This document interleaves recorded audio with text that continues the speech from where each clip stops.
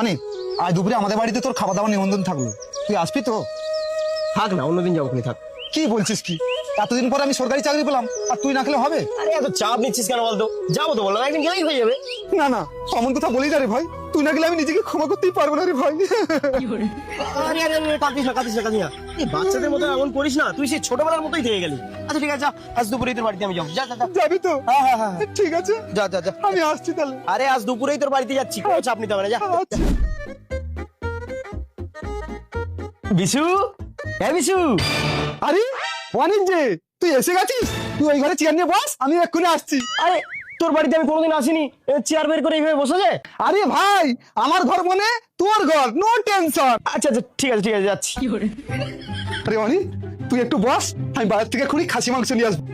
বউ, ও বউ, কি হয়েছে কি? দেখতে পাচ্ছ না আমার বন্ধু এসেছে? ও, ওইটা তোমার বন্ধু যার কথা তুমি সবসময় বলতে? অনিদ্দা, ভালো আছো? হ্যাঁ, খুব ভালো আছি। এই তোমরা তো দেখছি আমি আসতে খুব খুশি হয়েছো। বাহ, বেশ ভালো। তা তুমি আবার লজ্জা টজ্জা করো না জানো অনিদ্দা, এটা তুমি তোমার নিজের বাড়ি মনে করো। আচ্ছা আচ্ছা ঠিক আছে ঠিক আছে, তুমি যাও তো, বাড়িতে গিয়ে 3000 টাকা নিয়ে আসো। অনেক বন্ধু এসছে, ওর জন্য বাজার থেকে খাসি মাংস নিয়ে আসতে হবে। এ বাবা, আমি তো আমার হাতে মেহেন্দি লাগিয়েছি, টাকাটা বের করবো কি করে? বেশ, ওসব কথা বললে হবে? তুমি না অনেক বাজে মহিলা। অনেকদিন পর আমার বন্ধুটা আসলো আর তুমি কিনা মেহেন্দি ফেহেন্দি নিয়ে বলে আসো। আরে ভাই তোরা থাম থাম থাম থাম থাম, এইভাবে ঝগড়াঝাটি করিস না। এই নে, আমি টাকা দিচ্ছি, তুই নইলে আমাকে পরে দিয়ে দিস। এই নে।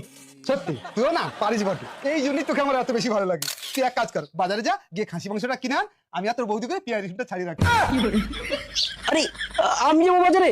আরে এটা তোর ঘর মনে করবি, এত লজ্জা পাচ্ছিস কেন? যা। এই রে বিশু, বাজার নেই।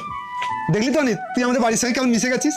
আচ্ছা ঠিক আছে, যা, তোর বউকে রান্না বান্না করতে বল, যা। না না অনিদ্দা, ওসব কথা শুনবো না। আজ আমরা ঠিক করেছি দুজন মিলে তোমার হাতের রান্না খাবো। হে ভাই, এখন তাহলে আমাকে রান্নাটা করতে হবে? আলবাত করতে হবে, অবশ্যই করতে হবে। আমার বউ যখন আর্জি ধরেছে, রান্নাটা তো ভাই তোকেই করতে হবে।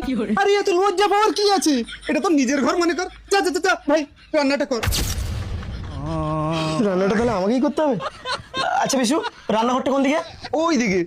বিশু, রান্না বান্না হয়ে গেছে, যা এবার খাওয়া দাওয়ার ব্যবস্থা কর। এই রান্না বান্না হয়ে গেছে বলছে, তুমি যাও এক কাজ করো, কলতলায় থালা বাসনগুলো আছে, তুমি মেজে ধুয়ে নিয়ে আসো, আমি খাবারের ব্যবস্থা করি। কি বললে তুমি? আমাকে থালা বাসন মাজতে হবে? এত বড় সাহস হলো কি করে তোমার? আরে বন্ধু বন্ধু বন্ধু বন্ধু, তোদের কাউকে থালা বাসন মাজতে হবে না, আমি মেজে দিচ্ছি, আমি মেজে দিচ্ছি। তোরা একটু ঠান্ডা হয়ে বস বাবা।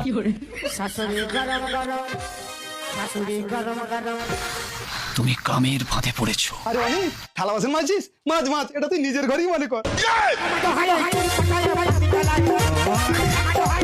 ভাই, তোদের বাড়িতে আসলাম, ভালো মন্দ খেলাম, খুব খুশি হয়েছি। এখন যাই তাহলে, হ্যাঁ? আরে বউ, তুমি কোথায় যাচ্ছ? আরে আমি ওকে নিয়ে যাচ্ছি। মানে? আরে